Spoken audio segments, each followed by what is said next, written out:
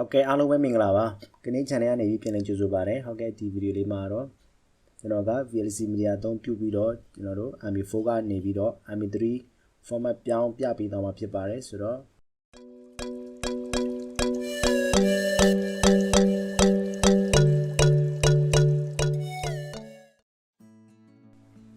ဦးဆုံးကျွန်တော်တို့မှာ VLC media player မရှိသေးဘူးဆိုရင်ကျွန်တော်တို့က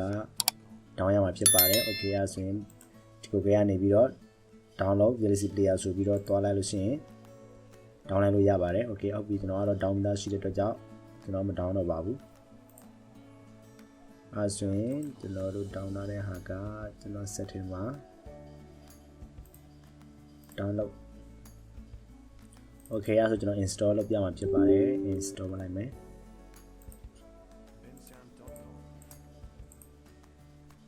Okay install တာတော့လွယ်လွယ်လေးပါပဲ။စင်တိုင်းလောက်တွားလိုက်ရုံပါပဲ။ Okayဒီနေရာလေးမှာတော့ခဏလေးတော့စောက်ပေးရမှာဖြစ်ပါတယ် Okay ဟုတ်ပြီအဲ့ဒါဆိုရင်ကျွန်တော်တို့က Okay finish လုပ်ပြလိုက်ပါ Okay finish ပြီးနေဆိုရင်သူက VLC media လေးဖွင့်လာမှာပေါ့နော် Okay ဒီမှာလေးနော်ဖွင့်လာပြီးဆိုရင်ကျွန်တော်တို့ကလောဆယ်ဒီအမတရားဆိုတဲ့ Mp4 ကိုပေါ့နော်ကျွန်တော်ဖွင့်ကြည့်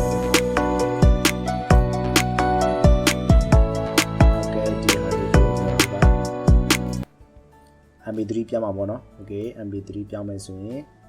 ကျွန်တော်တို့ဒီ VLC media ကိုဖွင့်ထားပြီးဆိုရင် media လေးကိုနှိပ်လိုက်ပါပြီးရင် convert and save ဆိုတာလေးတွားလိုက်ပါဒီနေရာလေးမှာတော့ကျွန်တော်တို့ကပြောင်းမဲ့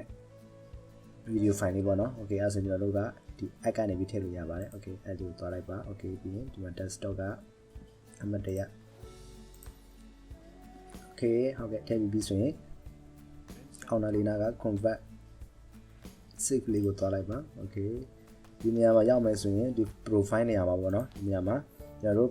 ပြောင်းချင်တဲ့ format မျိုးစာကိုယူပြရမှာဖြစ်ပါတယ်ဆိုတော့ကျွန်တော်တို့က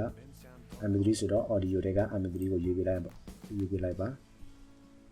Okay ဒီအောက်စင်တာမှာ destination file ကတော့ကျွန်တော်တို့ကဒီ Mp3 ပြောင်းပြီးတဲ့အခါမှာဘယ်နေရာမှာကိုက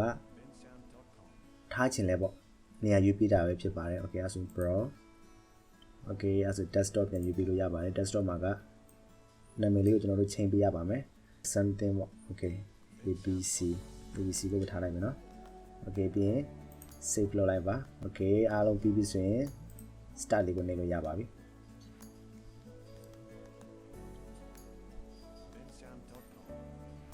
Okay ဒီတန်းလေးပြည့်ပြီဆိုရင်တော့ပြီးပါပြီ Okay အဲဆိုပြီးကျွန်တော်တို့ဒီကောင်ခဏပေးလိုက်မယ်ဒါက abc เนาะကျွန်တော်တို့ပြောင်းလိုက်တဲ့ mp3 file ဖြစ်ပါတယ် Okay အဲဆိုကျွန်တော်တို့ဖွင့်ကြည့်ရအောင်